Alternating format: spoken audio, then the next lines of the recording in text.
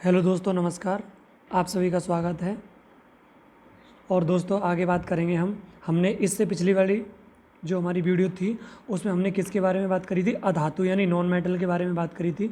अब दोस्तों, आगे हमारा टॉपिक है आयरन यानी लोहा। आपको हेडिंग डालना है आयरन यानी लोहा। आपको हेडिंग क्या डालना है? लोहा। दोस्तों, लोहा के बारे में बात करेंगे तो एक मिनट। तो दोस्तों, किसके बारे में बात करेंगे? लोहा के बारे में। तो सबसे पहले आपको ये जानना है कि लोहा के अयस्क कौन कौन से होते हैं। तो नंबर 1 आप याद रखेंगे haematite, number 2 magnetite, number 3 siderite और नंबर 4 लिमोनाइट। कौन सा? लिमोनाइट। अब जो हमारा हेमेटाइट होता है उसका फार्मूला क्या होता है? Fe2O3। और जो हमारा मैग्नेटाइट होता है उसका फार्मूला क्या होता है? Fe3O4। और जो हमारा सिडेराइट होता है उसका फार्मूला दोस्तों क्या होता है? FeCO3। FeCO3। तो चलिए दोस्तों, अब आगे बात करते हैं। आगे आपको समझना है। आगे आप नंबर 1 हेडिंग डालेंगे हेमेटाइट। क्या डालेंगे? हेमेटाइट। जो हमारा लोहा का अयस्क होता है हेमेटाइट, जो हमारा अयस्क होता है हेमेटाइट, इसका फॉर्मूला मैंने अभी आपको क्या बताया था? Fe2O3। इसमें दोस्तों यदि मैं लोहे की परसेंटेज के बारे में बात करूं, इसमें यदि मैं बात करूं कि इसमें लोहा कितने परसेंट होता है, तो इसमें लोहा कितने परसेंट होता है? 70% होता है। कितने परसेंट होता है? 70%। नहीं तो आप निकाल भी सकते हैं। कैसे निकाल सकते हैं? आप जानते हैं कि जो हमारा Fe होता है, Fe का जो परमाणु भार होता है वो कितना होता है? 56 होता है। अब यहाँ पे Fe के कितने? दो हैं, 2 अणु हैं। तो कितना हो जाएगा? 56 × 2 यानी 112। और O का कितना होता है? 16 होता है। O का परमाणु भार कितना होता है? 16। तो 16 × 3, क्योंकि O के 3 अणु हैं, तो ये कितना हो गया? 48। कितना हो गया? 48। तो 48 और 112 कुल मिला के हो गया 160। अब 160 में लोहा कितना है? 112। 160 में दोस्तों हमारा 160 में हमारा लोहा कितना है? 112। और इसमें हम लोहे की परसेंटेज निकालना है तो 100 का गुणा कर देंगे। ठीक है, इसे काटेंगे तो हमारा कितना आएगा? इसे हम काटेंगे दोस्तों तो हमारा कितना आएगा? 69.9% आएगा। तो ये अप्रॉक्स कितना है? 70%। तो यदि हमसे पूछा जाए कि हेमेटाइट में लोहे का परसेंटेज कितना होता है, आयरन का परसेंटेज कितना होता है, तो आपको क्या बताएंगे? 70% होता है। अगला अयस्क होता है दोस्तों नंबर 2 मैग्नेटाइट। क्या होता है? मैग्नेटाइट। और मैग्नेटाइट का फॉर्मूला क्या होता है? Fe3O4। क्या होता है? Fe3O4। अब इसमें अगर मैं दोस्तों इसमें बात करूं कि मैग्नेटाइट में Fe का परसेंटेज कितना होता है, तो इसमें होता है दोस्तों 72%, जो कि सर्वाधिक है। जो कि क्या है? सर्वाधिक है। आपसे पूछे कि बताइए लोहे के अयस्कों में सबसे ज़्यादा लोहा कौन से अयस्क में पाया जाता है, तो आप क्या बताएंगे? मैग्नेटाइट में। सबसे ज़्यादा लोहा किस में पाया जाता है? मैग्नेटाइट में। वो भी कितना पाया जाता है? 72%। कितना पाया जाता है? 72% पाया जाता है। अब आगे बात करेंगे दोस्तों हम लोहे के प्रकार। क्या बात करेंगे? लोहे के प्रकार। आगे हम बात करेंगे लोहे के प्रकार। आप हेडिंग डालेंगे लोहे के प्रकार। तो दोस्तों लोहे के प्रकार में सबसे पहले आपको याद रखना है नंबर 1 कच्चा लोहा, नंबर 2 ढलवा लोहा और नंबर 3 पिटवा लोहा। ये 3 तरह का होता है। अब दोस्तों आप जानते हैं ये कच्चा लोहा, ढलवा लोहा, पिटवा लोहा किस बेस पे है? कार्बन के बेस पे। किसके बेस पे है दोस्तों? कार्बन के बेस पे है। यदि ये कार्बन के बेस पे है तो मैं बात करूँगा जो हमारा कच्चा लोहा होता है इसमें कार्बन का परसेंटेज कितना होता है? 3 से 5%। इसमें कार्बन कितना होता है? 3 से 5%। जो हमारा ढलवा लोहा होता है इसमें कार्बन का परसेंटेज कितना होता है दोस्तों? 2 से 3%। कितना होता है? 2 से 3% होता है। अगर मैं बात करूँगा पिटवा लोहा की, तो पिटवा लोहा में कार्बन का परसेंटेज कितना होता है दोस्तों? कितना होता है? 0.1 से लेके 0.25% तक होता है। कितना होता है? 0.1 से लेके 0.25% तक होता है। अब आगे आपको क्या याद रखना है? पिटवा लोहा सबसे शुद्ध लोहा होता है। जो हमारा पिटवा लोहा होता है वो सबसे शुद्ध लोहा होता है, क्योंकि इसमें C यानी कार्बन की मात्रा कम होती है और Fe की मात्रा ज़्यादा होती है। तो आपको याद रखना है कि शुद्ध लोहा कौन सा होगा? जिसमें लोहा ज़्यादा होगा, यानी अन्य तत्व कम होंगे, लोहा जिसमें ज़्यादा होगा वो ज़्यादा शुद्ध होगा दोस्तों। तो सबसे ज़्यादा लोहा किस में होता है? पिटवा लोहा में। क्यों? क्योंकि इसमें कार्बन की मात्रा सबसे कम होती है। तो आपको याद रखना है। अब दोस्तों आगे बात करते हैं। अब जहाँ से आपको एग्ज़ाम में ज़रूर एक प्रश्न पूछा जाएगा और बहुत एग्ज़ाम में रिपीटेड प्रश्न पूछा जाता है, बस आपको याद रखना है। आपको क्या याद रखना है? आगे नंबर हेडिंग डालेंगे आप लोहे पर जंग का लगना। लोहे पर जंग का लगना। दोस्तों आपने कभी सोचा है कि लोहे पर जंग कब लगती है? तो जब लगती है कि जब लोहा नमी के संपर्क में आता है। किसके संपर्क में आता है? नमी के संपर्क में। नमी का मतलब एयर और वाटर, एयर और वाटर यानी हवा और पानी के संपर्क में आता है, तभी इसमें क्या लगता है दोस्तों? जंग लगता है। वो कैसे लगता है अब वो आगे सुनेंगे। सबसे पहले आपको सुनना है कि जंग का सूत्र क्या होता है। जंग का सूत्र होता है दोस्तों Fe2O3। क्या होता है जंग का सूत्र? क्या होता है? Fe2। दोस्तों जंग का सूत्र क्या होता है? Fe2O3.X H2O, या पानी के अणु मतलब कितने भी हो सकते हैं, 2 हो सकते हैं, 4 हो सकते हैं, कुछ भी हो सकते हैं। तो जो जंग का हमारा सामान्य सूत्र होता है वो क्या होता है? Fe2O3.XH2O। अब आपसे एग्जाम में प्रश्न ऐसे पूछा जाएगा कि बताइए जंग लगने के बाद, आपसे क्या पूछा जाएगा? जंग लगने के बाद लोहे का भार बढ़ता है। आपसे प्रश्न ऐसे पूछा जाएगा कि बताइए जंग लगने के बाद लोहे का भार बढ़ेगा, घटेगा या समान रहेगा, या मतलब क्या मतलब पहले बढ़ेगा या बाद में घटेगा? तो आपको याद रखना है कि जंग लगने के बाद जो लोहे का भार होता है वो क्या होगा? बढ़ता है। क्या होता है? बढ़ता है, बढ़ता है। और आपको क्या याद रखना है कि यह एक रिडॉक्स अभिक्रिया का उदाहरण है। जो लोहे पर जंग का लगना है दोस्तों, ये किसका उदाहरण है? रिडॉक्स अभिक्रिया। रिडॉक्स अभिक्रिया क्या होती है? जिसमें उपचयन और अपचयन दोनों क्रियाएं होती हैं। उपचयन अपचयन जानते हैं आप लोग? उपचयन मैंने आपको जब धातु पढ़ाया था तब बताया था। धातु और धातु मैंने पढ़ाए तब मैंने आपको दोनों बताए, उपचयन और अपचयन के बारे में। तो दोस्तों आपको याद रखना है कि जो लोहे पर जंग का लगना है वो किसका उदाहरण है? रिडॉक्स अभिक्रिया का उदाहरण है। यदि आपको रिडॉक्स समझना है तो आपको पहले अपचयन और उपचयन समझना पड़ेगा, और अगर आपको अपचयन और उपचयन समझना है तो इससे पिछली वाली वीडियो देखो, तब आपको पूरा समझ में आ जाएगा। दोस्तों आगे आपको क्या याद रखना है? इसमें धातु का उपचयन होता है। ये जो मतलब लोहे पे जंग का लगना है, इसमें क्या होता है? धातु का उपचयन होता है। क्या होता है? उपचयन। अब दोस्तों यहाँ से डायरेक्ट प्रश्न में आपको 2-3 प्रश्न बता दिए। 2-3 प्रश्न क्या बता दिए यहाँ से? एक तो प्रश्न ये पूछा जाएगा कि बताइए जंग लगने के बाद लोहे का भार बढ़ेगा या घटेगा? तो आपको क्या बताना है? बढ़ेगा। ये किसका उदाहरण है? रिडॉक्स अभिक्रिया का उदाहरण है। ठीक है, इसमें धातु का क्या होता है? उपचयन होता है। यहाँ से सीधे डायरेक्ट प्रश्न पूछे जाते हैं एग्जाम में। ठीक है, तो दोस्तों अब आपको आगे क्या पढ़ना है वो समझिए। आगे आपको समझना है कि बताइए लोहे पर जंग का लगना रासायनिक परिवर्तन है या भौतिक परिवर्तन है? आपको क्या समझना है? लोहे पर जंग का लगना रासायनिक परिवर्तन है या भौतिक परिवर्तन है? यदि अब सबसे पहले आपको समझना है कि दोस्तों रासायनिक परिवर्तन और भौतिक परिवर्तन क्या होता है। तो यदि आपको रासायनिक परिवर्तन और भौतिक परिवर्तन समझना है तो साइंस की जो सबसे पहली वाली वीडियो है उसमें मैंने आपको डिटेल में बताया है कि रासायनिक परिवर्तन और भौतिक परिवर्तन क्या होता है। हालांकि यहाँ भी मैं आपको शॉर्ट में बता दे रहा हूँ। दोस्तों जो हमारा रासायनिक परिवर्तन होता है वो क्या होता है समझ लीजिए, थोड़ा शॉर्ट में समझ लीजिए। इसमें क्या होता है कि उत्क्रमणीय नहीं होगी, यानी जो हमारा रासायनिक परिवर्तन होगा वो हमारा क्या नहीं होगा?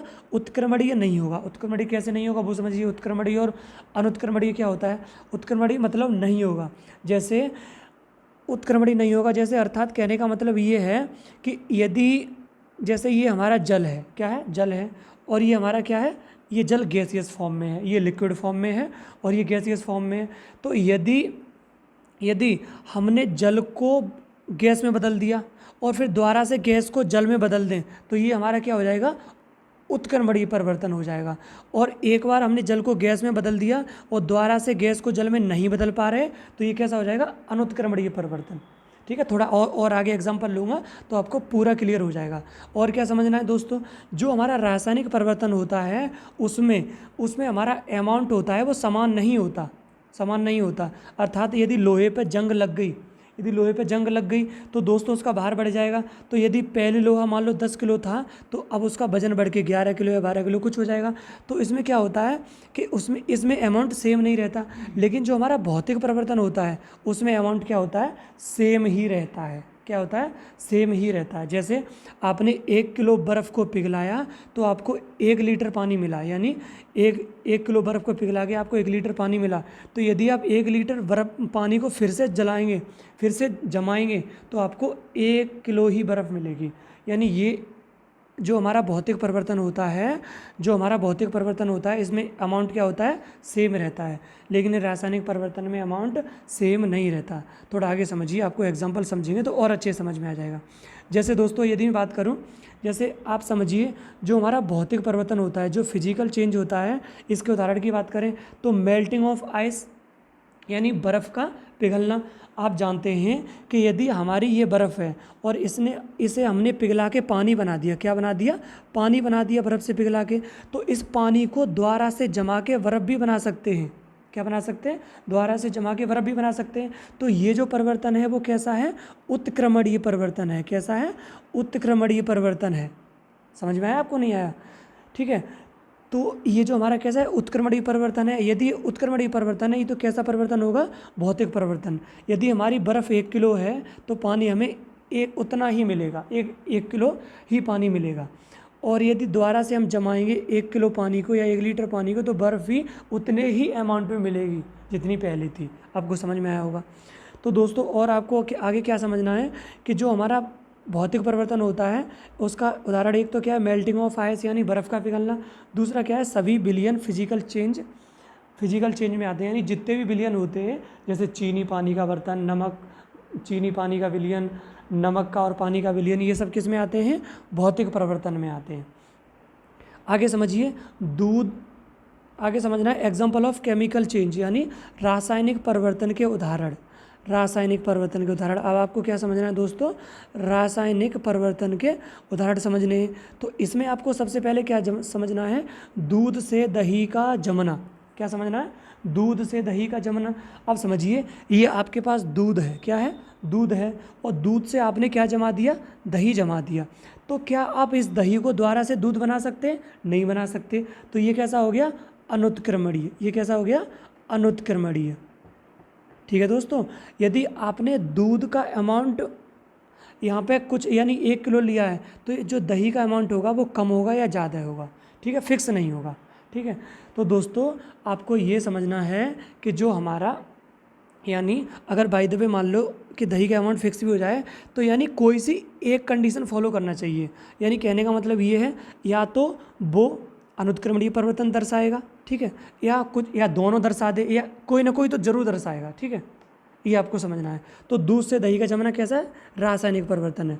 और सबसे जिस पे हम बात कर रहे थे, अब उस पे आ जाओ मेन पॉइंट पे, लोहे पर जंग का लगना। क्या है, लोहे पर जंग का लगना। तो ये कैसा परिवर्तन है दोस्तों, रासायनिक परिवर्तन है। आपसे एग्जाम में प्रश्न पूछा जाए कि बताइए लोहे पर जंग का लगना कैसा परिवर्तन है, तो आप बता देंगे कि लोहे पर जंग का लगना कैसा परिवर्तन है, रासायनिक परिवर्तन है। क्यों कि जंग लगने के बाद लोहे का वजन क्या हो जाता है, बढ़ जाता है। क्या हो जाता है, बढ़ जाता है। लेकिन भौतिक परिवर्तन में क्या होता है, अमाउंट सेम रहता है, और रासायनिक परिवर्तन में अमाउंट चेंज हो जाता है। तो यहाँ भी क्या हुआ है, चेंज हुआ है। तो ये किसका उदाहरण है, फिजिकल चेंज यानी रासायनिक परिवर्तन का उदाहरण है। यदि आप भौतिक परिवर्तन और रासायनिक परिवर्तन और डिटेल में पढ़ना चाहते हैं तो साइंस की सबसे पहली वाली वीडियो देखना, आपको समझ में आ जाएगा। अब दोस्तों, अब आपसे यहाँ से भी डायरेक्ट प्रश्न पूछा जाता है कि बताइए जंग से बचाव। अब क्या है, आपको हेडिंग डालनी है जंग से बचाव। तो जंग से बचाव के लिए हम क्या करते हैं, गैल्वेनाइजेशन। क्या करते हैं, गैल्वेनाइजेशन यानी यसद लेपन।